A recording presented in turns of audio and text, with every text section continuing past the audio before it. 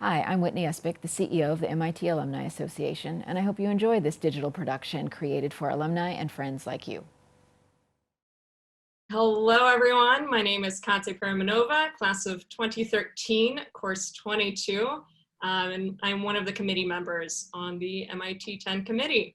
So welcome to the very first event of the MIT10 Brass Rat Chats, a new program that's made exclusively for MIT 10 folks. That's all of us.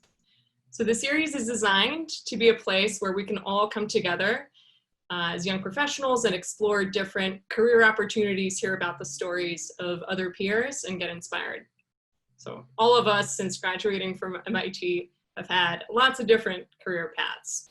Some might be in the same exact job they started right after graduating from MIT. Others might be in grad school or just about to start grad school, probably virtually. Others might be on their third or fourth job, startup, business venture, like myself. Some of you guys might be wondering what's next, what to do when you grow up and you're still looking for that path. Regardless, these series are a place for all of us to hear about all these different stories and over a virtual fireside, as close and warm as we can get to the fire. So tonight, our field of interest is going to be specifically about company founders. So we'll have two innovative alumni here to chat. So I'm super excited to welcome you, our guests, for this first episode of Brass Rats Chats. So that will be Dr. Erica Engel, class of 2004, course 5, CEO and co-founder of Excella, the internal fitness company. We will also have Ted Yang, class of 1997, graduating from course 6 with both his bachelor's and MEng. And Ted is a serial entrepreneur and founder of 13 companies and maybe more to add on soon. So a quick reminder as you're listening to these sessions, think about what questions you want to ask, and then you can go ahead and type them into the chat. We'll go ahead and do a live Q&A at the end of the session. So also my pleasure to introduce to you Ellen Stahl, who's also with us and leads the MIT Alumni Association's Alumni Career Program. So she will be our moderator today. Ellen, hand it over to you. Thanks, Katya. Thanks to the MIT 10 committee for partnering on this new program concept.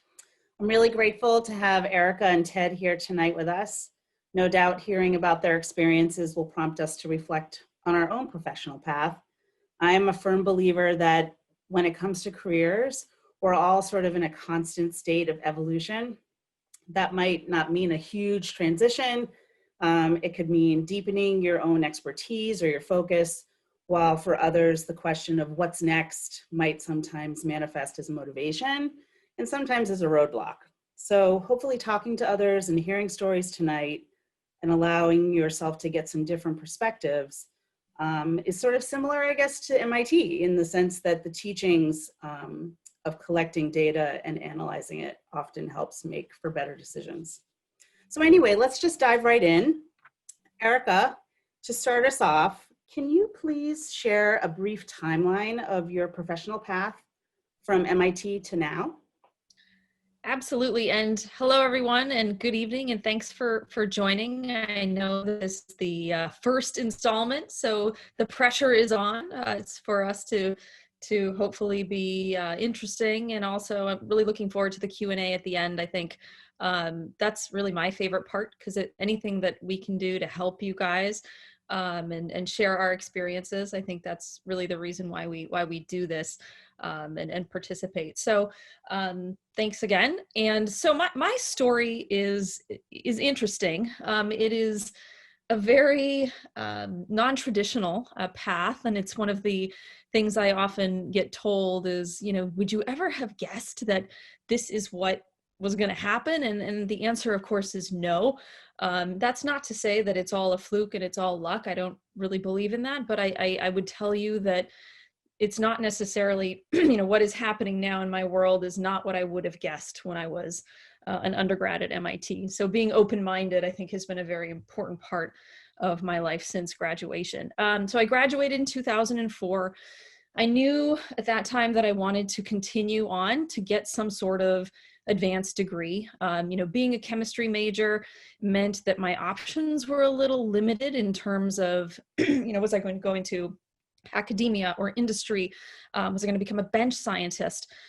The whole startup thing came a little bit later. And at that point, I wasn't sure, but I knew that in order to pursue really any of these things in the sciences, I needed to go and get an advanced degree. So it was it going to be med school? Was it going to be grad school?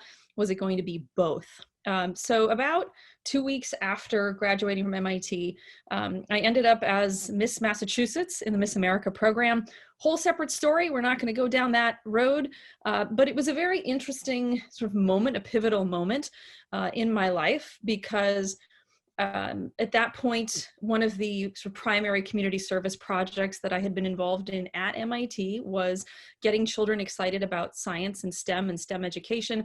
I had a business called Science from Scientists, which had just been started. It was nascent. There was no money. There were no staff. There was nothing, but it was a passion. And I spent that year, in addition to doing some of the crazy and weird Miss Massachusetts stuff, building that program and going and volunteering and spending time with administrators and children and parents and et cetera, and building out that company. And I really enjoyed entrepreneurship. I liked building things. I liked starting new things. And that was, I think, my first foray into being a founder of something.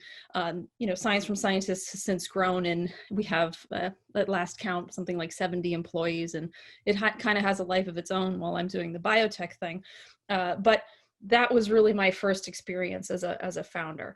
That at that same time, because I'm originally from California, from the Bay Area, at that same time, I had to make a choice, right? Where was I going to go? So I just finished at MIT. Was I going to go back to California, or was I going to stay in the Boston area?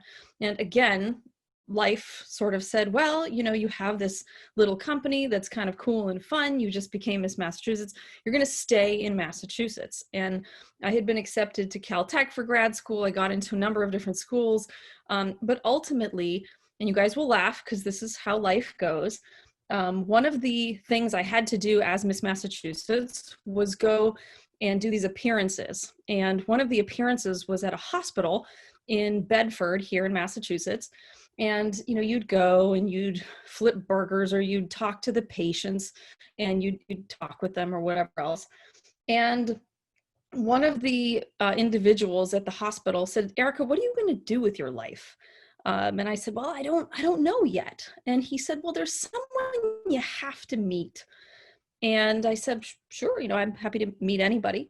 And I ended up being introduced to the gentleman who ended up becoming my co-founder at the biotech company Excella now, which I run.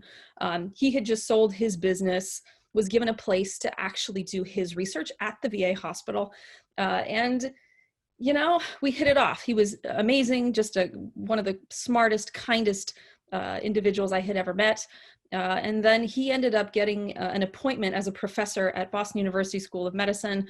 I followed him, so I did a lot of just benchtop research with him that year while I was Miss Massachusetts, sort of part-time doing both science and that. And at the end of that, ended up applying to BU, doing my PhD there with Wayne, and then 6 years later, founding Excella. So when I say it's a bizarre story, it is. I try to always tell people life is non-linear. Don't think of it as like you're on a train and you can't get off. Sometimes things will happen, and it's okay. You get off the train, you do something, at that train stop. And then if you decide you want to get back on the train, there's always another train that comes an hour or two, a year later. Or you could decide to do something else, but you never know what's going to happen, and being open-minded, I think, is incredibly important. So fast forward, Excella, biotech company, for a number of years. I know we're going to go into more detail about it, but it's been a very interesting journey. Thanks, Erica. Ted, I'm going to flip it over to you. Can you give us I had 13 companies. That might be a Yeah. long It timeline. would take me 3 to 4 minutes just even to name them all. So, so I won't do that. But so hi, I'm Ted. I thank you all for doing this. I like being the guinea pig. You know, like any good startup founder, I'm happy to throw out an MVP and let people kind of throw stones at it and see what survives. So, you know, comments welcome, critiques welcome. So I went to MIT and I was convinced I was going to write video games or some kind of programming thing. And then, you know, you do course 6 for a little while and it beats that out of you. And you realize what you really want to do. Most people, perhaps, not me. I ended up going to Wall Street, not because I really thought about it, but because that's where like everyone else that I knew was going. And it was one of those things where at the time, and it was appalling, but just remember this was 97, right? People didn't really have cell phones. I had like a very early cell phone. Just keep that in mind. So I know no one wants to go to Wall Street anymore. It sucks. And those people are evil people killing the world. I get it. It's all cool. I get that. But back then it was true, but perhaps there was just less, you know, there was no social media to tell people. So I didn't know. All I knew was it was a lot of interesting problems, a lot of challenges, and yeah, they paid a lot of money. So it was, okay, let's go try it. What the hell? I ended up doing that. I, you know, kind of worked a full career, if you will, off and on, but I did stop a few times. The train analogy is very apt. I think that's right. I think that, like probably a lot of people, I felt that, you know, there was a path and that I was just going on that path, right? And then sometimes things change. And then in between various gigs, I worked at banks and hedge funds or whatever. I founded my first company in 2000. And that was one of the 13. It was actually with a bunch of Wharton people. You know, just to goes to show that we can hang out with people from other schools. It's all good. But we were all real young and it was Web 1.0 and it was whatever. And again, won't go into the details now, but suffice to say, crash and burned. But we did manage to win the Wharton Business Plan competition, which perhaps tells you something about Wharton. Anyway, after that, I went back to Wall Street and worked plenty of other places. And then at some point in time, I went through some real family stuff. And this isn't a euphemism. I know a lot of people say that, but that's not the topic here. That's a totally different interview for me if you want to talk about that. But suffice to say, I went through some serious family stuff. And after that finished, said, you know what? I don't want to go back. Now, thankfully, the making money part had turned out well. So I had the freedom to do what I wanted. And up to that point, I'd founded a handful of companies, and I said, you know what, I don't want to do this. I don't want to go back. It doesn't matter what the job is. It doesn't matter what the title is. It doesn't matter how much money you make. Again, it's a luxury of being able to kind of pick and choose what's going to motivate you and keep you interested. And that kind of led me to just start companies one after the other. And now that's perhaps not even interesting enough. So now I actually kind of have multiple companies at the same time. So it's just one of those things. And, you know, if you ask me what I do, it's near impossible to describe. So I'm not that much fun at cocktail parties, or I'm a lot of fun, depends how much I've had to drink. So it's really not, you know, something that I would say certainly is a path, not a path, definitely not a path. And, you know, whenever I have an opportunity to give people advice, assuming that you want to listen to it, I will say that the same thing that Erica said, which is, you know what, it's okay. There is no such thing. Like, you know, even though it looks like it's a train, it really isn't. And it's really, you know, on you to kind of figure out what you want to do with it. So I think it's great that we're doing these kinds of things to try to hopefully, you know, share wisdom, which you can feel free to ignore. And that's it. That's great. Thanks, Ted. So I guess it's nice to hear you both say that there was no sort of grand plan. And maybe it was a little bit of rolling of the dice. And there was certainly not like a methodical data set that you had like developed that you said, yes, this is the point to go to, or this is not the point to go to. And do you think at the time that you felt comfortable with those decisions? Or do you feel that you're comfortable with those decisions now because things worked out? And that's a great question. You know, at the time, I mean, I think you're comfortable with the decision, and there's pressure. You know, in my case, my parents wanted me to go to medical school. Like my mother, ever since I was probably, you know, like yay big, that's what was viewed as the right thing to do. And they didn't understand, you know, to some extent, and I don't fault them for it. I mean, I think they wanted me to have a stable, you know, good life. And so everything was always like, well, why, you know, when are you going to go to medical school? When are you going to go to you know, I remember that it took a long time before they understood that you could have a meaningful, sustainable existence doing something other than that. And so that, I think there's pressure that way, because I think a lot of students have that, you know, the people saying, well, why aren't you going to do this, or why aren't you going to do that, even if it's not necessarily right for them.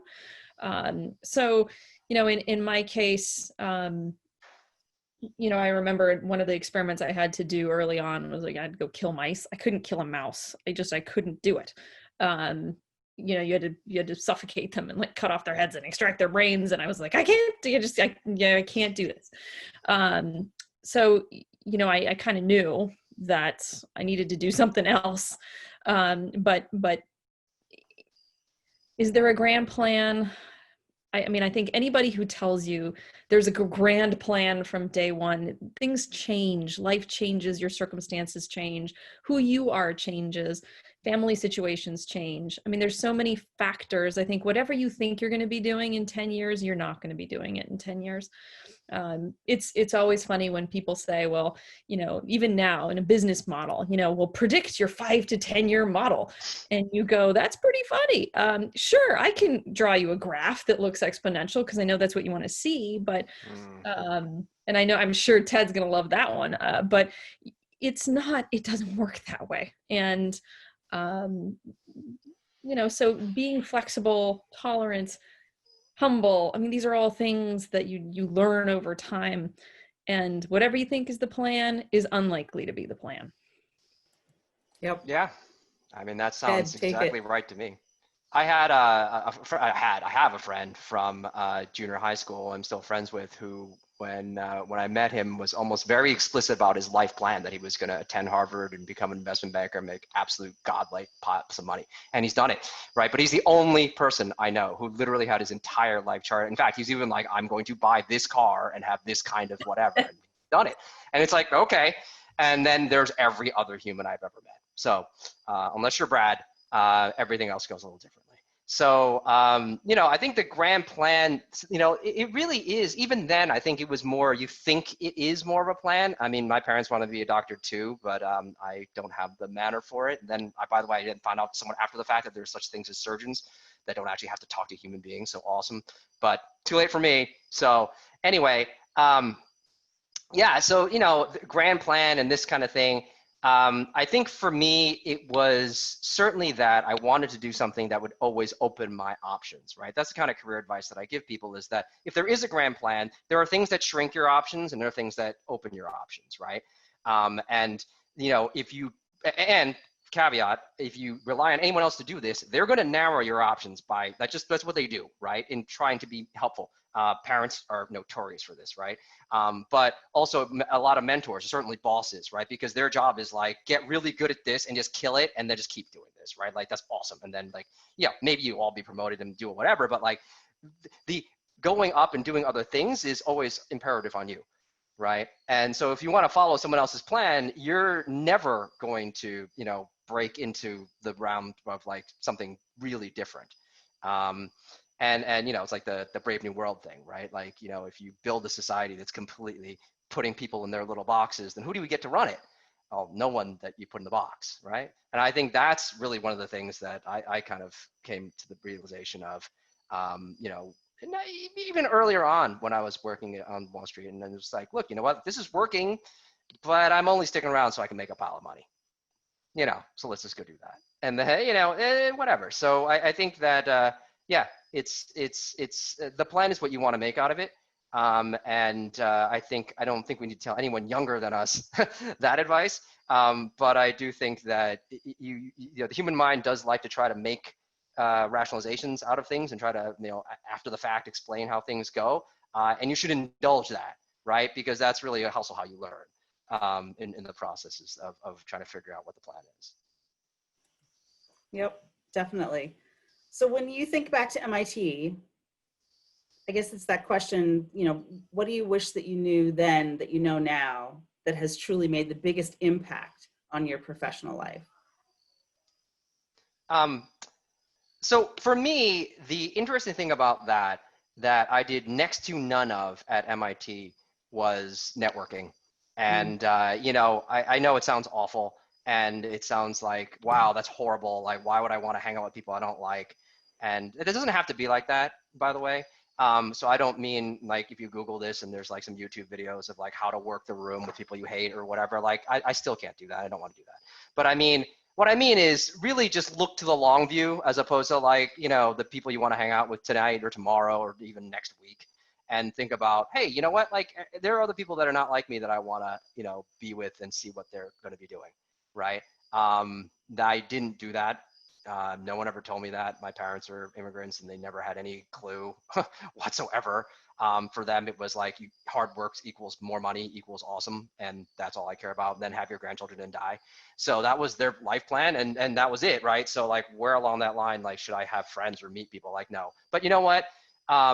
Everything that I've done, right, even including working on the in Wall Street or technology or whatever, which is all numbers and programming, all that kind of stuff like that. It's people, right? I mean, that's the real deal. That's what we're here for. So that's the one thing that I completely missed out on, that I had to do a lot of catching up for. Well, it sounds like you definitely have made up time in doing that. But I'm glad that you said networking. That's great. Erica, what about for you? What do you wish that you knew then that you know now that's made the biggest impact on your professional journey? I always was a very black and white kind of person. Things always seemed like it was this way or that way. And there was no space in between. And the older I've gotten, the grayer everything has gotten. Situations are complex. People are complex. And it's interesting, Ted, you and I are similar. I'm a huge introvert. I've learned the skill of, because I have to in many ways, giving presentations and going out and meeting people and doing events but it's a very draining, it's a difficult thing for me to do. But, and then running businesses, you manage people, you advise them, you try to be a part of their lives. Inevitably people hurt you, disappoint you. It's just part of what comes with the seat. But you realize in that time how things are not simple and people are not simple and they're not you, and everything that you do and the way that you react and the way that you absorb information and the way, you find yourself saying, why are people doing this? Because you view it from your perspective rather than from theirs. And I think that one of the things that I wish I had been taught more or forced to think about more was not my thing. It was the empathy of kind of understanding other people's things, and that the world was not as simple as this is right and this is wrong. There are very few situations where it's that simple. And so, I think as time has gone on, it's super hard. Management is hard. Working with people, inspiring people, is really hard. And I have a lot of the junior folks who work, I want to become a manager. I'm like, okay, do you know what that really means? Do you know what that entails? And typically they don't. And, they have to learn the hard way, about it. But that's my main learning, with each passing year, how it's never as simple as you think it is. Yeah, wise words. I hear Ted is nodding. I see that. Yeah, well, when I do my talks for other kinds of venues, I have a slide that says people suck. And I'm referring to managing. Because it really is like you really do not make your life better. You make it much, much, much worse. But on the other hand, if you do it well, that's, you accomplish tons more. But, people suck. It's tough. It really is. And you're always responsible. No matter what happens, it's always on you. And so, again, you never say when something doesn't work out, well, it was John's fault, right? As the CEO, like imagine how ridiculous it would look. It was his fault. I mean, really. So, Mhm. it's Right. your fault, and or you got to take responsibility. Mhm. And I hate placing blame, but it's like it's on me. I gotta, because ultimately I let it happen, or I didn't do anything about it, or I knew it and I didn't take action, or I did, and it's tough. It's Yeah. not easy. Right. So I'm going to switch gears just a little to really be sort of focusing on the now. Ted, I'm going to ask you, how has COVID affected your professional life? And how do you think MIT 10s need to prepare for what's to come? Yeah, well, I mean, obviously, partly we're doing this because we're all gathered here on Zoom in the evening as opposed to somewhere. So you're adapting. It's funny because the macro answer to that is that I started another company, but in this case, a nonprofit, that is Connecticut's largest COVID fund. So a friend and I started it. We work closely with the state. We've done $20 million in impact since March, right? Which, if you know anything about nonprofits, is like a ridiculously large number. To come from nothing. But so that's the macro answer. And I think again, I think it's a very important place for me putting my energies. I still have a couple other entities I'm working on at the same time, but it's, none of them really requires my full-time energy, although I do challenge people to decide what does full-time mean. Does it mean anything to me? I'm always constantly working. But the thing about COVID and what it means, I think that relative to MIT 10s and relative to anybody, right? I think it's a good, if you are privileged enough to have a job, or privileged enough to be able to get a job, that's a good thing, because a lot of people are not. And I think it's one of the things that I think everyone should be fully aware of, what a privilege it is to be able to provide for your friends and your family at a time like this. And I think that I don't want to make an assumption, but I think MIT people are probably better off than your average, right? And have more options than your average. And I think, again, I feel a little bit dumb telling millennials this, but you should take the opportunity to really refocus on what is important, because the fact that people aren't physically together, the fact that travel and these things are harder, if not impossible, the fact of certain industries just being put on hold or vaporized, it means that and the political situation, right? It means that there is a lot that is up for grabs right now.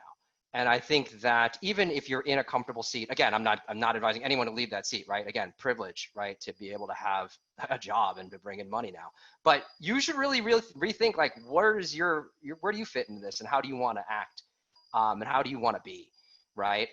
Because I think that if you want to go out and try to find and follow your bliss or do whatever, if you want to redouble your efforts into the way you work now, if you want to do all those kinds of things, I think that this is a huge opportunity to do that. There are fewer constraints on people right now. And I think that this will change. It will snap back. I mean, I don't know if we're going back to the lives that we previously had. I don't think we're going to go back to the office space that we used to have it. I don't think any of those things are true. But I do think the forces of conservatism, and I don't mean politically, I mean just people revert back to institutional inertia. So, what right now is an opportunity for people to, explore things and get involved in things. And for example, nonprofit work, right? I would not have been able to do what we're doing with 4CT, which is the COVID fund, if it wasn't for a lot of people who frankly took a hiatus from their jobs to say, you know what, I know I can do something, so I'm just going to go do this for a while, right? That's really the deal that I think is most important. You're kind of getting a big buy to go do this, just like college kids now or high school kids now kind of get a big buy for a year, right? To go and, if they don't want to go to school, they can be like, listen, I didn't want to go to school. And everyone's gonna be like, that's cool, whatever. And what did you do instead, right? And that, I think, is the point, is, what would you have done instead? So I think there's just this huge opportunity. And then, if you want to be more specific and you want to be like, wow, listen, this is opening up opportunities for people who work remote, or is opening opportunities, great, awesome, go do that, right? But I'm saying, even without any of that, I think that this is the crisis is an opportunity for people who have the privilege of, a great education and means, and probably a great job, to be able to do more, and to think about whether that's, in your current role or other places, and just really just take advantage of that. Thanks, that's great perspective. Erica, what are your thoughts or challenges that you've had to navigate through with COVID, and what sort of advice or things can you tell the MIT 10 audience in terms of just being adaptive during this time? Yeah, I'd start with echoing what Ted said. A lot of people have lost everything, depending on your industry. So, I think being thankful if you're in a good spot, I think is a starting off point. So both Excella and Science from Scientists have had to face very different challenges, and it's been very bizarre to watch even the staff's response. So it's at Excella, we're a VC funded startup, so cash is tight. There are milestones and timelines that have to be met. We were fortunate enough at both companies to receive the PPP loans, so that really helped to push things forward a little at a time when things kind of shut down. At Excella, many of our partners, our B2B partners, are whether they're nutritionists, trainers, yoga instructors. These are all people who were hit very hard when all this happened because their studios were shut down. These are all people who work, in person with their clients, no longer able to do that. So a lot of those businesses were decimated completely. So there were challenges, and the staff at Excella, we had to lay people off. We had to furlough people. We had to, trim down salaries in order to keep everybody at a time that was really difficult. And as a result of that, I think the staff really buckled down. They understood the situation. They were happy that they had a job, and et cetera, et cetera. But it was interesting because the nonprofit, because of the way we fundraise for the nonprofit, we front load. So a lot of the money had already been raised earlier in the year. So they weren't as affected financially, in the March through June, July timeframe. There were things that were happening. People were giving themselves raises. I mean, there's all kinds of stuff that was happening, which it was interesting because there was a very big cultural shift. A lot of people left, were excused, because they just didn't appreciate the situation. And of course, now here we are in the new, we call it the new year, because Science from Scientists calendar is on a very different, we're on the school year calendar. So we start September 1, we end August 31st. Now we're starting from scratch, but things are still tough, right? It's not like the money situation has changed. Grants are harder to get, down on their finances. The schools, the states are essentially bankrupt. Schools have very little money to pay for anything. So, in trying to get the staff, it was much more difficult at that company because they weren't affected by it. They didn't feel it in the immediacy of what had happened. And that actually caused a lot of change, which I think was really healthy because we got to see what people were really made of, and just how much they cared about the mission, and understood the gravity of the situation. But again, so interesting. One business where they experienced it, they felt it, they saw their partners lose everything.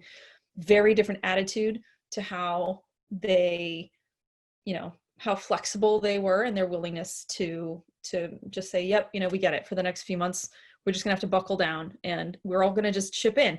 Somebody needs to go and pick up the mail. Someone's gonna pick up the mail. Nobody complained about who that was. I went and did things like that too. It wasn't like any job was too good or not for someone, versus those who didn't feel it behave very differently. So, SciSci, of course, is very much affected by this because we were providing during school programs for the children. With schools, of course, closing down, we've had to redesign the entire program. So I just didn't want to have to waste my time with complaining and whining, and honestly, so it was very simple. You don't want to do it, there's the door. And it's actually been wonderful because we've been able to really pick and choose the staff who are amazing, who want to be there, who want to make a difference, and who are willing to step up and chip in. But it has definitely been a difficult year. Yeah, sounds it. It sounds it. So I know that we've had some questions that have come in, and I know that Erica and Ted are really excited to get some live questions. I have some other ones that I can ask if we need more, but I'm gonna flip it back to Katya and go to our live Q&A. All right, sounds good. Okay, first question that came in was from Tim, who will be unmuted. And Tim, you can go ahead and ask your question.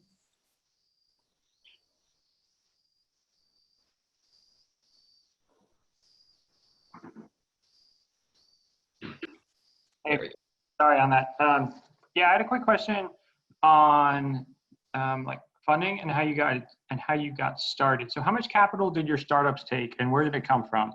If you provided it by yourself, how did you emotionally take that risk? You want to go, Erica? Almost dropped my computer. Sure.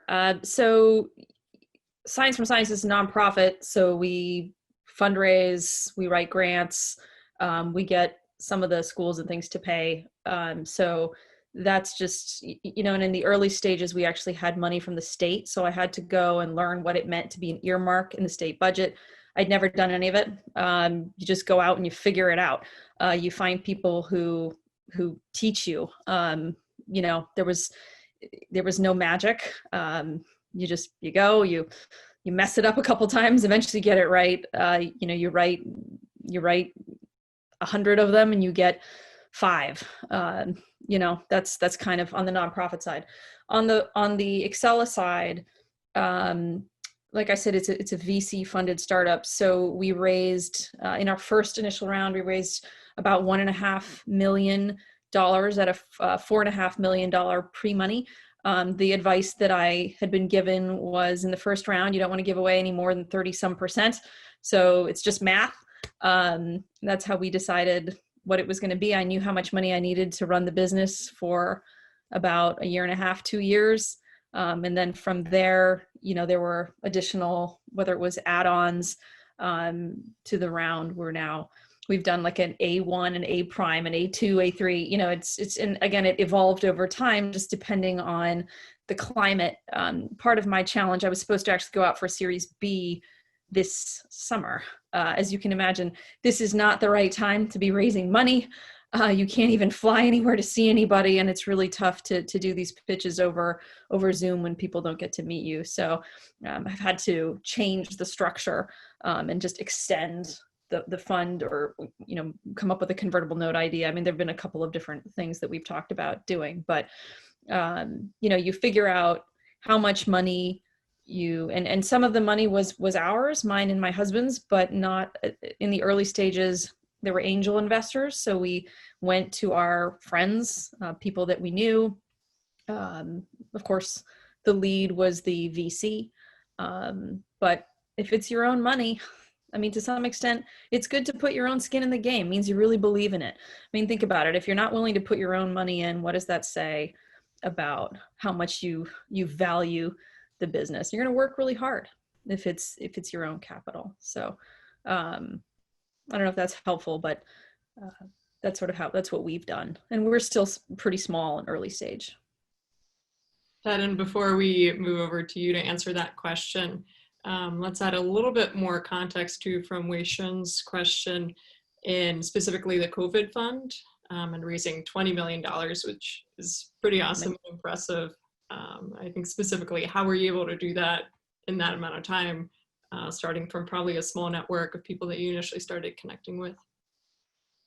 Yeah, so I think, so I can answer that very specific question, which is that my partner did more of the fundraising than I did. You know, it's that being said, we had the advantage of being very tight with the governor in terms of the governor of Connecticut, in terms of supporting us and, you know, various other philanthropists that we had worked with. We had actually founded, together with some other people, Social Venture Partners. We were talking about this earlier, a chapter in Connecticut. So we were somewhat familiar with the philanthropic scene to some extent. And, honestly though, I'd love to say that there was something special that I or Don, my partner, did on this, co-founder did on this. It was a crisis, right? And, really, if there's anything, what I pride myself on doing is getting shit done. And, we mobilized fast and we, put the pieces together and we're like, look, we're filling a hole here, which in the state of Connecticut there is really no statewide philanthropy, and there certainly was no statewide relief fund. No one was doing it. So we came in and we saw the hole. We said, look, we're going to do this. We aggressively went out and dialed for dollars, right? There's no real magic to that. And I think though, where this dovetails into the for-profit raising, I think for the answer for any of this, and I'll be a little bit more generic in my answer, is really the end of the day, what you're doing is you're convincing people to trust you, right? And if you're asking people to trust you, they have to trust you on a basis of a couple different things, right? So one is track record, right?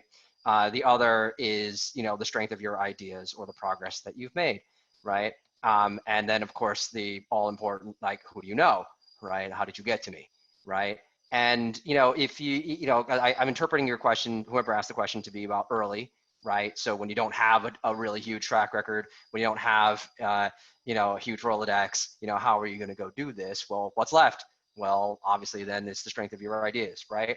And it's the, team you put together. It's how you talk about this. Like, all this is generic stuff you've seen on other people's, chats, right? What I would say is more specific is really to say, look, it always works like a pyramid, right? So whenever I fund, whether it's my own money, whether it's other people's money, by the way, I try not to do anything with all my own money because, like, that's kind of risky and silly and not really proving anything. I would have to do it then 100%, which I can't do. So I want to be able to do multiple things. So I do everything with partners, right? So even if we're putting in money, our own cash, I try to do with partners so that, there are other people, lifting, right? But anyway, it's always a pyramid, right? So if you look at, or funnel, depends on how you, invert it, right? But the point is, you have a lot of people that you need to talk to before you go down and you get a very few, right, at the bottom, right? And then if you flip it around, like as Erica said, right, the VC is the lead, right? So there's someone that's at the top, and then there's plenty of other people, and then it falls off really fast, right? And this is true whether it's 4CT, right, the nonprofit, or anything else, right? There's, something hanging out at the tip of the pyramid, and then there's the rest, right? And so then, therefore, how do you do it, right? So, like, how do you distill down the funnel to get the tip of the pyramid that you're going to raise afterwards, right? And the way you do it, the way I say you do it is really you put a lot of energy into, the strength of your ideas and how you talk about them and how you make that person build the trust within, the meeting, right? Or if there's a phone call or if it's a Zoom now, right? You've got about, I think what they say, like, about a minute to establish trust, and then people are kind of locked in. I don't know how that is in the Zoom era, but it's not much longer, right? And so the way you talk about those ideas and then the character of ideas, you just got to be real strong and push real hard on that. And it's going to fail almost every single time. But you only need a couple, right? Because it's the tip of the pyramid. You only need a couple. And then once you get a couple of people who are really in on this, and again, this applies to any scale, any round, anything I've ever talked to personally or other people, any funding story, it's almost always the same thing, right? It's that once you get the lead or someone to really be the big dog, the rest kind of falls, right? And in fact, it falls maybe even better than that, where people go, oh, whoa, am I going to miss out? Because there's nothing like FOMO to get people to really jump in, right? But to do that, you have to get someone to jump. And in order to get someone to jump, you got to just kiss a lot of frogs. That's it. And because, if you don't have the track record and you don't have the network, then you've got your ideas and the strength of your ability to convince other people that you know what you're doing. Awesome. And that, again, that's going to fail a lot. It's so true, 1,000%. And if you can find the one, because people are, I hate to say, people are cowards, but you need to find the lead. If you find the lead, typically everyone else will follow. That's the tough one. Yeah, and if you think that, again, VCs are often leads, right? But VCs work in like intricate ways, and they're humans. This is the other thing I like to say a lot, right? So again, it makes it seem like it's a firm, right? But it's run by people, and they've got people things, and they, might have gotten out of bed the wrong way in the morning, right? That kind of stuff. So it's still a people thing. So you have to really work on the person, right? Like, you don't get funded by Sequoia, you get funded by a partner, right? That's how it works, right? Some person at every VC puts their career on the line for you. Yeah, the social interaction and a lot of the EQ stuff, unfortunately, really matters. But yeah, eventually you get better at it. Thanks for sharing the tactical advice. Slightly different question about funding in a different situation when it's not going so well. Jabari, do you want to hop in and ask your question? Yeah, sounds good, Katya. We can hear We you. doing video? Maybe. Okay, yeah. I turned on my video.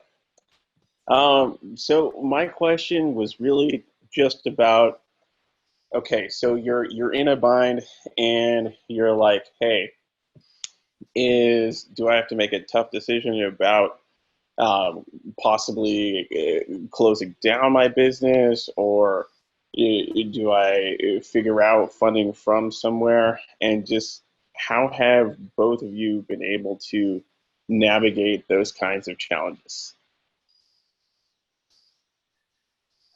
I try to raise more money than I think I need. Typically, everything takes 5 times as long and is at least 3 times as expensive. I think one of the reasons a lot of companies fail is because they don't give themselves enough time. You think that it's all going to work out in 6 months, and yeah, you're willing to eat ramen noodles for 6 months, but in reality, 6 months is really 3 years. And had you just given yourself a little bit more time and runway, because it never, again, it comes back to, it never works the way you think it's going to work. You have a grand plan and it never quite works that way. So really, to me, it's not giving yourself enough space in order to realize the first business model wasn't that great. The second one, well, maybe it wasn't that much better. Now we're on the 5th one, and things are looking up, but we've long passed the 6-month mark. Or hey, I was using a technology that suddenly is no longer available on the market because the company, we had everything happen you could possibly imagine. They discontinued one of our technologies. Another technology got in trouble with the FDA. Like, it was like every single thing you could imagine happened. And, this was all supposed to be done years ago. So, I'm fortunate. My husband told me it's going to take you at least 3 to 5 times as long and cost at least 3 to 5 times as much. Remember that, and, keep that in mind with everything that you do. Obviously, if you run out of money and you don't have a choice, right? You don't want to get there. Yeah, I hear that. You should always raise more money. That being said, you should never give away too much equity. So figure that one out. Yeah. Anyway, you read enough of these books and it's just like, how the hell I even move, right? Like, I can't make any decisions. So the thing about, running out of money, right? So first of all, some of my companies have folded, right? And it's certainly, yes, make sure you have more than you think you need. That's certainly true. It's lay the groundwork to have more money even when you kind of think you're done, right? Because you're never, ever really done until you're done. And then if you're done, it. And so if you're asking, you're not done, okay? So anyway, meaning, the time you start raising your next round is at the end of the first round, right? As soon as you close that money, now it's like, make sure you maintain the relationships and make sure you're starting to build the network and make sure you're like, oh, who's next, right? And you kind of plot that stuff out, right? So that's one of it. But I think if you're asking the tactical question, right? Like, I've had, some companies like, one my media company, we were down to, it wasn't good, right? And a classic, again, like, spent money in the wrong places. We didn't anticipate the right things, market, lo and behold, revenue was slower to arrive than we thought. People didn't pay on time, shocking. Anyway, look, I think that if you're a founder, then you have to first lead by example, right? So the first person's salary I cut is my own, period, end of story. And again, it's a luxury.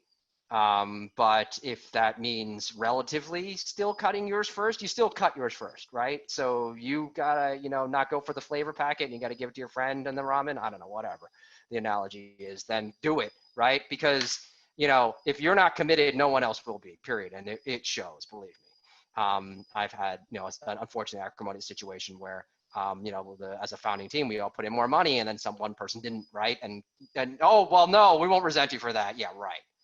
Okay. And irrespective of circumstance, right? Irrespective of circumstance.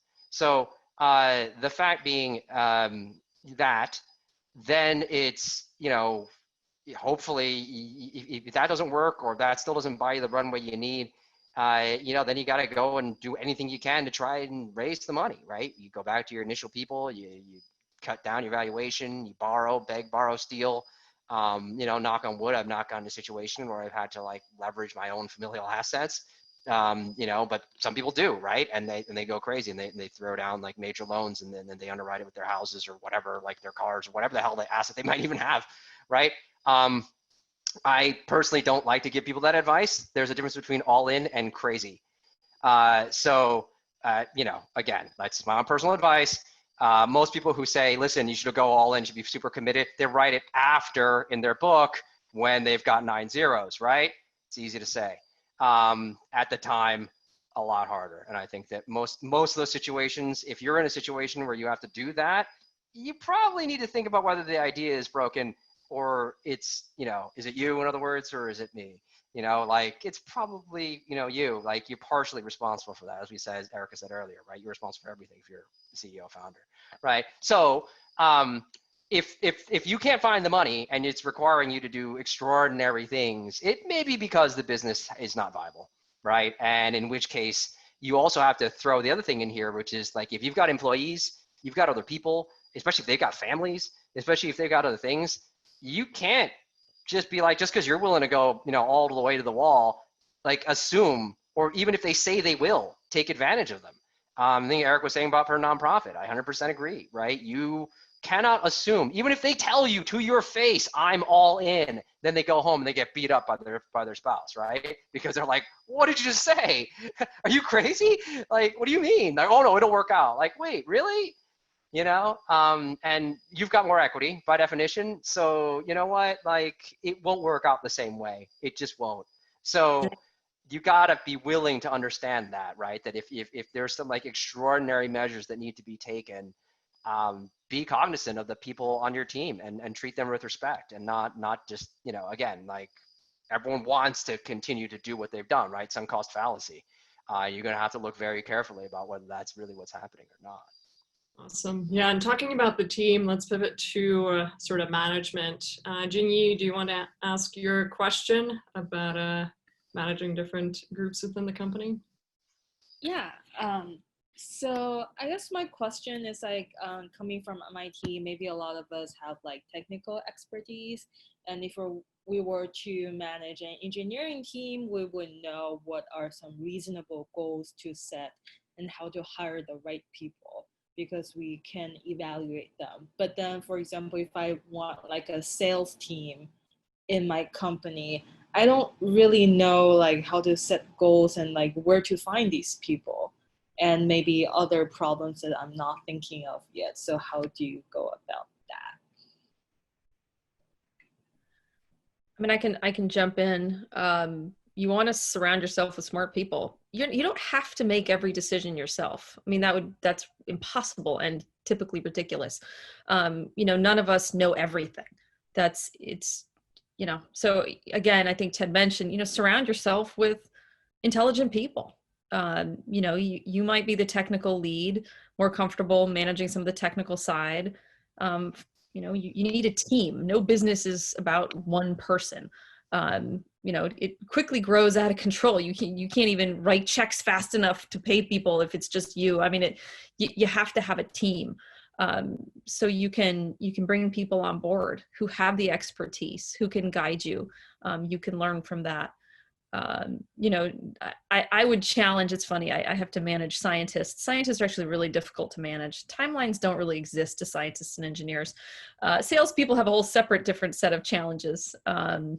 because they're salespeople. So if they're not succeeding, they're bored. So that's a whole separate thing. So you start to learn about the different groups and their challenges. But, I mean, I had no experience in sales.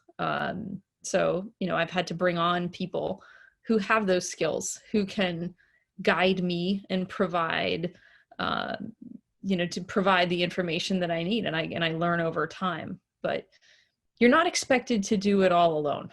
And if you think you're going to do it all alone, don't do it, because I genuinely believe you will fail. There is no way to run a business successfully without a really strong team.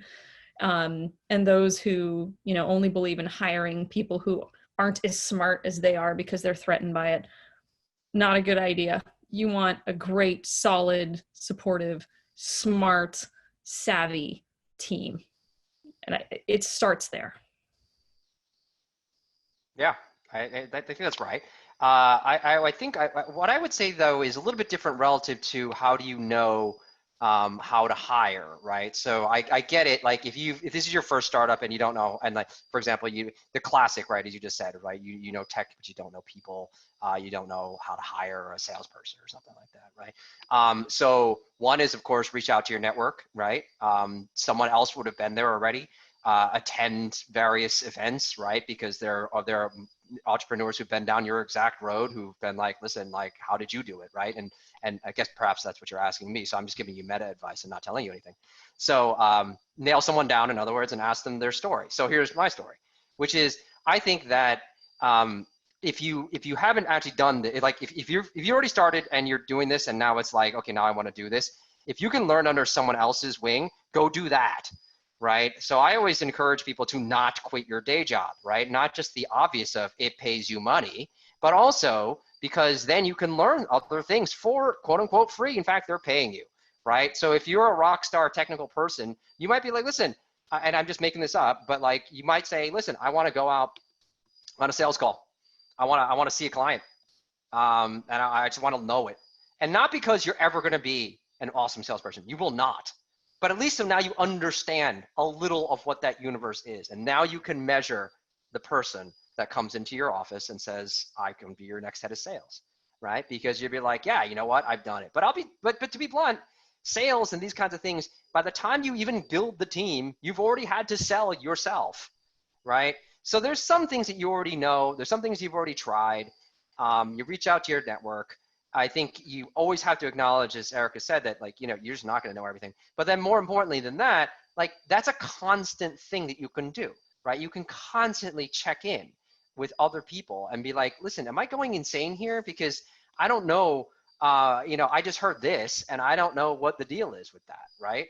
And here's the other thing, right? And this is the trap that everybody, including myself, all the time fall into, which is that we are not special, right? One thing about MIT and other places is that it like teaches you that you're like awesome and special. Like, I'm sorry, you're not special. Even if you're like just won like, the Fields Medal or something like that, like you're a little special. Okay, I get you. But like, you're not that special. And what I mean by that is that you're a person and, the coping skills and the things like that you deal with any other human, to interact with any other human, are the same. So even though, like, in other words, don't try to sell a salesperson. Approach it like a technical person. Use what you do, and then talk to that person like a person, and be like, listen, is this someone that I actually want to like spend my life with? Because that's basically what you're doing when you hire your person for that, right? Like, is that the kind of person? And go with your gut. And if your gut says no, then it's wrong. And then if your gut says yes, and now it's about, I want to know if like, well, okay, well then. And then it's like, well, then again, I would say my answer, and this is probably the same as any other person on this call's answer, is, well, then show me, right? Give me the data, show me the references, give me the information, right? Prove it to me, right? Give me some info, right? And if you think that person will be offended by you asking, they're the wrong person. So now you've got something, and then now you can use that and cross-reference and go somewhere, right? Meaning, again, people. It's just a people thing, right? And kind of see what you can make out of it. It's funny, I would echo that. So much of it. So when you talk about people, you're looking for a great match for your personality and your culture. So one of the, I used to ask a lot of questions about the person's technical skill, and you might end up with a person who, and you're never going to end up, there's no such thing as a 10. You're not going to find the perfect match, because the likelihood that that person that you're interviewing is exactly what you need, you're not going to find exactly what you need. They might be very strong.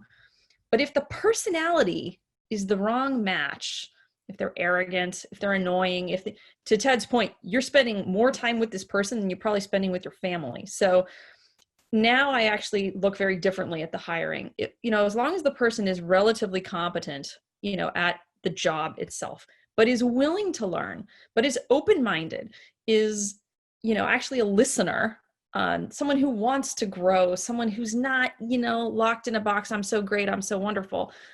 Because to Ted's point, none of us are in fact as perfect as we think. That is actually more important, I think, to me when hiring, than you're saying, okay, I've done HPLC for 10 years. Okay, well, I could probably teach most intelligent people, I could teach to run an HPLC in a month or two. You're not necessarily going to become a Nobel laureate, but that's not necessarily what I'm looking for. It's really, really interesting how hiring, the personality side, I think, is extremely important. And something, at least as a employer, I look for just all the time. And, I echoing what Ted said, so critical. And especially if it's early, because if it's early, you want generalists, right? I mean, again, it may seem like you've got this big, huge problem in front of you, but like you're going to need to solve 6 more before you get to your next funding round. So you want a generalist. So again, it's when you have the luxury of having bigger things, and now it's like, how do I manage that? Like, I think the question was, use the word department. Well, if it's a department, that to me means like a good number of individuals, right? You'll hire an HR person to do that, right? Then you have structure and bureaucracy, which is its own totally different animal and a completely different, session. We can talk about that. That's a totally different level. If you're talking early on, you want generalists. So talking about that super early stage, Rayshawn has a question about strategy. Rayshawn, go ahead. Sorry if I butchered your name too. Hey guys, thanks so much for spending your evening with us. It's been a great conversation so far. So historically, I've heard that entrepreneurs usually start with either problem, idea, or the team. I'm curious, like, what type are you, and what is your strategy to find the right problem to work on? Can you just repeat? Did you say that the entrepreneur starts with either? Can you just repeat? Yeah, like idea, the problem, or a team of people that they really want to work with. Like, which type are you? And how do you find the right problem?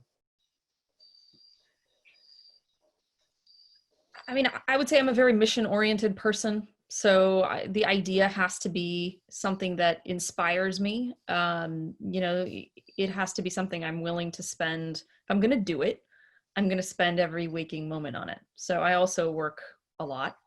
And, it's not about the hours. It's about when is the job done. So, maybe it'll take me 10 hours to do something, but maybe it'll take me 100 hours to do something else. I'm not counting. Do I hold everybody to the same standard? I wish I could.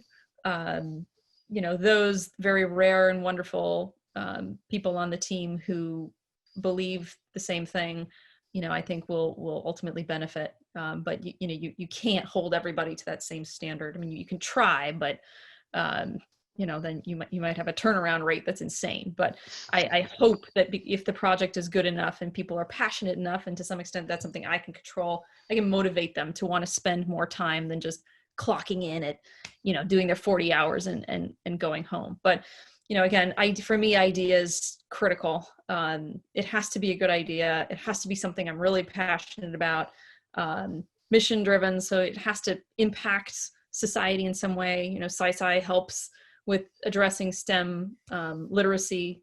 Think about what's going on in our world right now, how important that is for people to understand that coronavirus is real, amongst other things. And then you've got, the biotech, which is about healthcare and improving people's lives and teaching them that they actually have control over their healthcare.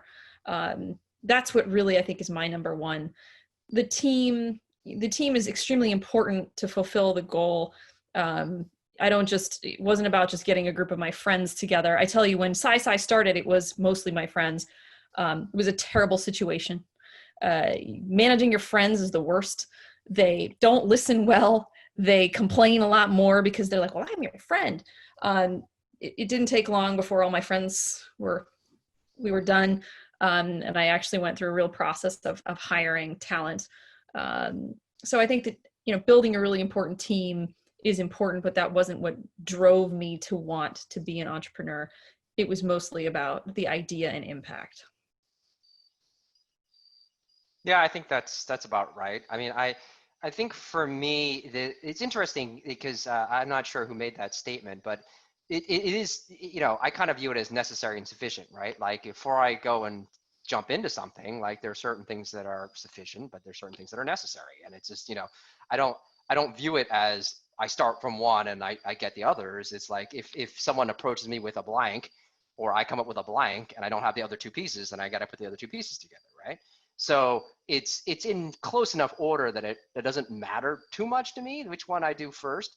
I will say though, I don't put a lot of stock into ideas, right? I think that it's execution that matters. I mean, I think that there are tons and tons and tons of people who go, oh, I came up with this idea, and then my first two questions are, well, why does it matter? So this goes back to problem, which I think is very important, right? Like, what is the problem that you're trying to solve? So just because you have a cool idea, like, well, what is it? What is the problem that it's trying to solve? I think is super important. And then perhaps this is a flavor on team, but why you, right? And to me, like I thought of it is not good enough, right? I thought of it is not good enough, and this goes back to some amount of humility. Right. And I get it. Like, this is $1 billion idea. Yeah, but may not be the right person to take it there. Most people aren't, right? Very rarely, again, those are the people whose names you can tell me right now, right? And there's only like 10 of them, right? Most people cannot take an idea from nothing, like dorm room, to, Bill Zillionaire, right? That does not happen. So it's really more the other way around, which is that you have there's a race that you're going to run that kind of takes you down that path. And, again, like before I, really start running, I want to make sure I've got all the various pieces, right? I've got my running shoes and I've got my shorts on and I've got my number on, whatever, like, I got my water, whatever, like I'm ready to do this. So that's the way I kind of look at it. And I think though, it's interesting about the find people that you really want to work with. That's interesting, right? Because I think like Erica earlier on, it was like, well, who the hell else is here? Who else is going to go do this? Okay, let's go do this, right? And then I'm just not old enough yet, but like I've heard that some people do, and I get into the kind of the points where it's like I've met somebody where I'm like, you know what, I really want to go do something with you next time, right? I think that's part of that can slide into what it is, but I think it's really either when you're at the very beginning or at the very end. This is my opinion. I don't know yet.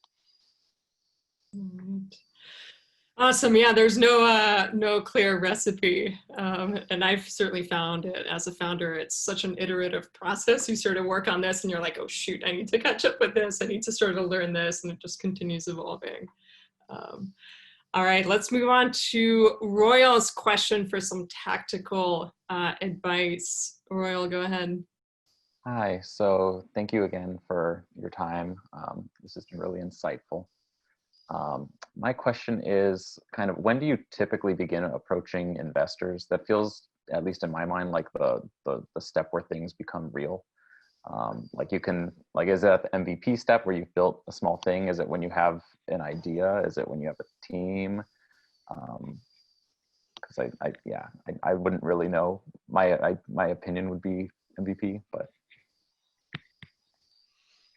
Yeah, I mean, I think my answer is always as late as possible. You make the ask, but you socialize it as early as possible, right? I mean, I think it's, and it depends. I mean, if you're talking to professional investors, they know the dance, so they get it, right? So you're not fooling anyone, if you will.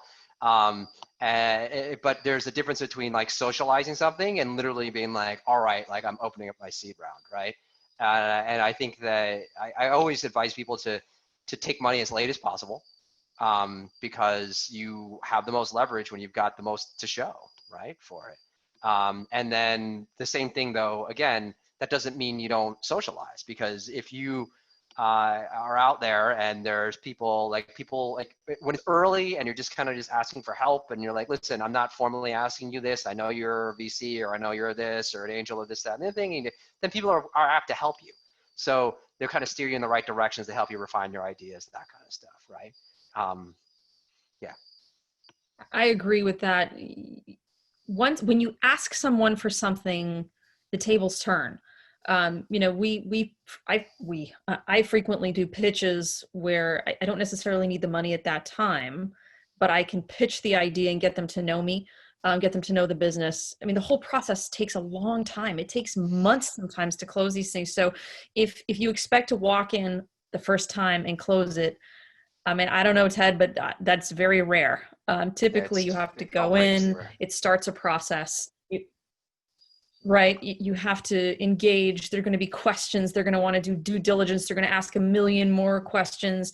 It takes weeks, months before you get to the point where they're ready to write that check. So if you've started the process, you know, earlier, before you need anything, when you need something, now it's in their favor, right? Because you need them.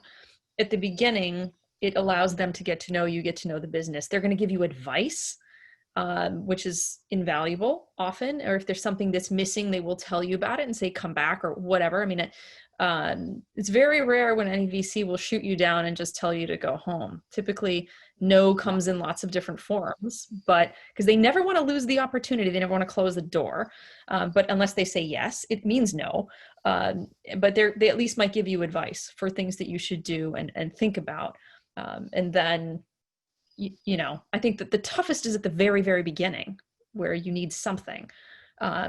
So try to make it so you don't need to raise a ton of money at the very, very beginning. I mean, it depends. I'm partially kidding, but you know, I think as things progress throughout the process, you have a little bit more time and leverage. But literally, the minute you close a round, I think Ted said this earlier, as CEO, you're raising the next round. I mean, you're basically a fundraiser and money raiser. That's what you're doing, or building those relationships with the right potential investors for the next round. Awesome. So Angela's got a good follow-up question, not about timing, but more about the process of connecting with investors. Angela, you want to ask where your question? Yeah, sure. So thanks again for providing your experiences and the informative advices. You briefly touched upon it, but I was wondering, in general, asking for money is hard and can be uncomfortable, especially in person. At least for me it is. How do you make this less awkward and have the conversation go more smoothly? Do you have any tips you have developed over time that you can share with us? It can be really fast. I raise money in both businesses. That's all I do. Sometimes it just feels like I'm the perpetual like person with the cup asking for money. I had to get over really early feeling uncomfortable about it. And you know what? Remember this, people spend money on things all the time. And if it's a great idea and you believe in it, why shouldn't they give you the money? So it shouldn't be uncomfortable. I mean, I think the number one thing is you got to get over this feeling that somehow it's awkward. I mean, first of all, that's what they're there for. So if you're pitching someone for money, they expect you to ask them for money. And these are obvious things, but just remember, you know, if you're writing a grant for money, they expect somebody's reading it because they expect to give you the money. If you're pitching a VC for money, they're expecting there to be an ask. So I think mentally, the first thing to do is to get it out of your head that any of it's awkward at all. I mean, that's what they're there for. That's what you're there for. There's no surprise as to what your purpose is. And you know, and again, some of it is just preparation. You know, do you have a plan? Do you know what you're asking for? Does it make logical and reasonable sense? You know, start there. But I would tell you that if it's awkward for you and you're constantly feeling uncomfortable about it, the first thing to do is to try to get over that, because first of all, you have to do it a lot. And that kind of comes with the territory. But it's your idea. You believe in it. People spend money on ridiculous things. People buy handbags for $20,000. I mean, remember, this is your idea. It's your baby. You believe in it. Yeah, I mean, that's pretty much it. You know, practice, right, is the other way to do it, right? So if you, again, like you got to kiss a lot of frogs. So if you've never done it before and you're going to go ask people for money, you plan on asking 100 people, right? 100. And like, if you've never done this before, or do you think this is awkward, that's probably a horrifying thing to hear me say. But if you can come at peace to the fact that you're going to do this 100 times, somewhere along the line, you get better at it and more comfortable at it, right? Or you realize you never want to do this again, right? By the time you get to 100, you will know, right? And so practice. And you know, it doesn't have to be about like what might be more awkward. Like, I don't know, ask your uncle for money, depending on the way your family works, right? Or your in-laws for money, or like find something incredibly, horrifyingly awkward and do that. A stranger. I know it's COVID, so maybe it's even better practice, you know, right? Go do that, right? Go to a Starbucks, again, COVID, and ask someone like, would you buy me a coffee? Okay, and if you can get comfortable with that, VCs are nothing, angels are nothing.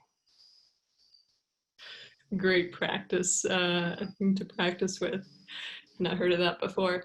All right, let me ask a question from my end. Certainly, you know, for folks who haven't been founders or considering to be founders, sort of what is it like to be a founder? Something that you sort of hear a lot of interesting stories, but may not be super realistic. So let me ask both of you, you know, what's been like the highest point in any of your startups, and what's been the lowest point in any of your startups?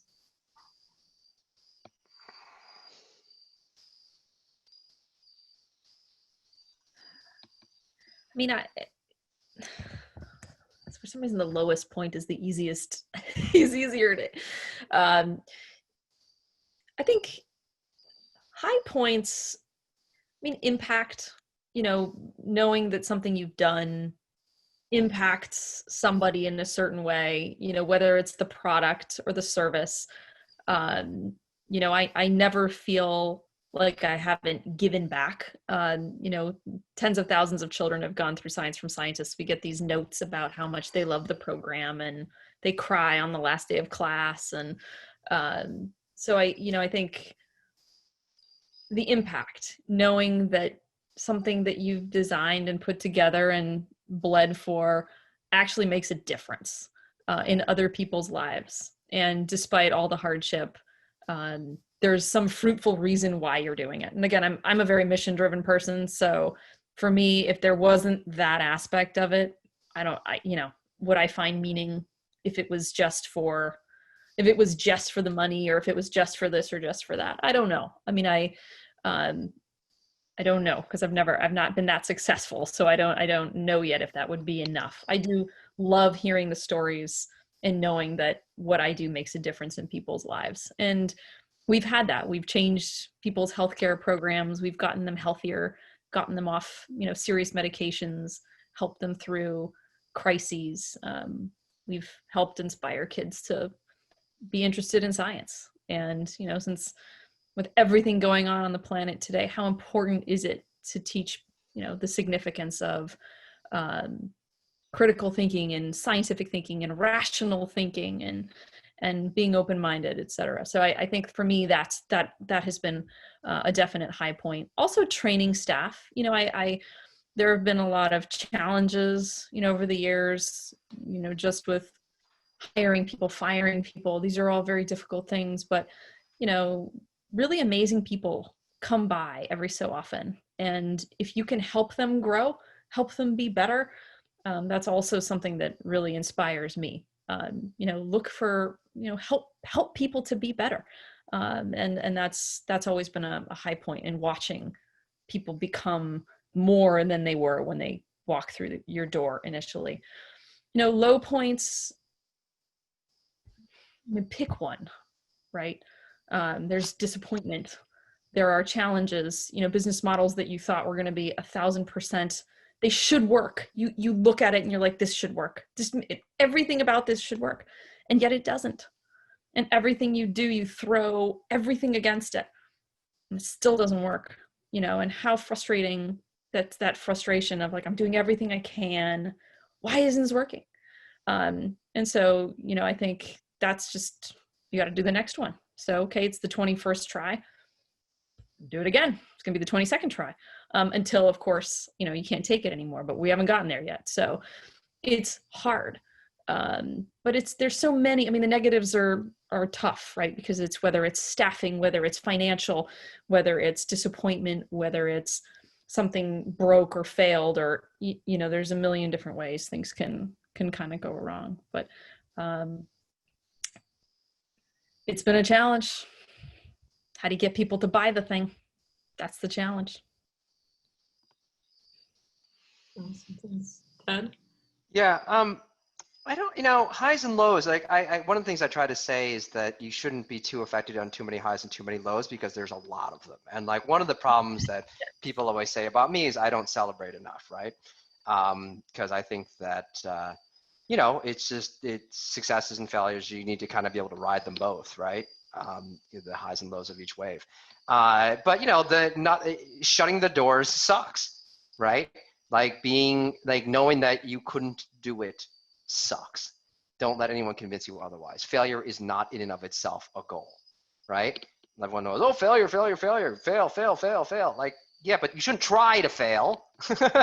You only learn if you try to succeed, and you fail and you learn something from it. But the failure still sucks, make no mistake. And, when that impacts other people's lives, that really sucks. And that's a low. The highs, I think in similar fashion, it's fun. Like, believe me, like I'm thankful enough to have some exits. It's fun when you're like just doling out the proceeds, right? But it's a high of a different type. The high actually is long before that, right? Unless like you really feel like you built something horrible and you managed to rip somebody off by overpaying for you, which by all means, like overpaying is wonderful. Like, let's just all do that. But what I really mean is like, it's the accomplishment of getting something done, of like helping people, like people are using your product. Like that's to me always like the interesting highs. All right. That's the cool part. Right. And then obviously in a nonprofit sense, helping people, with the impact and all that is awesome. Right. It's when the human beings whose lives you're impacting, specifically in this COVID crisis, like that's awesome. That's why we do it. Right. But the other kinds of things that happen, I'll tell you what's not a high, right? Closing a round is not a high, right? You should celebrate it. Here we go again. Like Ted doesn't celebrate enough. Fine, celebrate it. Go out for drinks and do whatever. But like really what it means is now you're on the hook, right? Like when you close a round, now you owe somebody something, right? And you've got that much shorter rope to actually go and do it because someone else is putting their chips in with you. So, yeah, I think that the experience is different for everybody else, and everyone always writes about it afterwards. So the real thing is perhaps like if people are starting to do those like, live, streaming or whatever about each day, and then they maybe will be forced to be honest about their story. So I don't think there's any other way to, everything I just said, Eric, as well, we're coming at it from the other side for most of it. So I don't really know. I'm not sure even how I myself was when I was on the other side, right? And I would have said like, at this moment, is this really a high or a low? So like I said, if you really care, you really want to know the experience, you just got to go do it. I think personality is really tricky. It's funny. I'm just wired a certain way. And we're all different. You have to know yourself. I'm very, again, and one of the things I've had to learn over time is to temper, if you get really distraught about something, then it's actually not good. But this is, again, we're all wired differently. So, over time I've had to learn, we call it Teflon. I put on my Teflon because I know people are going to say things are going to happen that are going to make me question, did I make the right decision? Is this about me? Did I make this mistake? And then you absorb all of that energy, which is it's not healthy. It's not good. But again, maybe, and Ted, you're lucky if you're able to kind of filter out the noise and just live, within a spectrum of, kind of like, all right, good, bad, whatever. I admire you for that. I am my spectrum is wider. And again, there are going to be people here who are one way or another or somewhere in between, but it is something you have to learn. It is important to celebrate. And it's not even just for us, it's important for the team to celebrate things. We try to create little milestones and things that we can have lunch together or open a bottle of champagne together, so that they feel like there is something that they've done that is worthwhile. We do that as a company. People like it. It's just something that the team enjoys. But, me personally, my spectrum is very broad, and I've had to learn how to temper those emotions because, to your point, in many ways, they're kind of the same, and they both lead to a not so good place. So, but that is just a challenge I've had to face in my life. All right. Wonderful. So we have under 1 minute left. So with that, let's give them a virtual round of applause. Sound on or sound off. Thank you guys. This was really, really wonderful. Thanks for spending the last hour and a half to share your stories and insights. And thank you for the audience for all the awesome questions. I know there were a few unanswered ones left. Erica, Ted, any best way to reach you if you guys would be open to answering any questions that folks have? Yeah, I mean, you can find me on LinkedIn. It's all good. All right. You can find me on LinkedIn too. I mean, I'm so easy to find. I'm just Erica at Excella or Erica at sciencefromscientists.org. Yeah, I think we're pretty easy to find. And everyone has access to the MIT directory too, right? So you can find me that way too. Awesome. So reminder, please mark your calendars for the next month's Brass Rat Chat on October 8th. So in just a month, where we're going to be featuring some speakers that are going to talk to us about product management. Erica, Ted, you guys were wonderful. Thank you so much. Thank you. Good luck. Thank you. Thanks, everybody. Bye. Have a good one. Good night. Thanks for joining us. And for more information on how to connect with the MIT Alumni Association, please visit our website.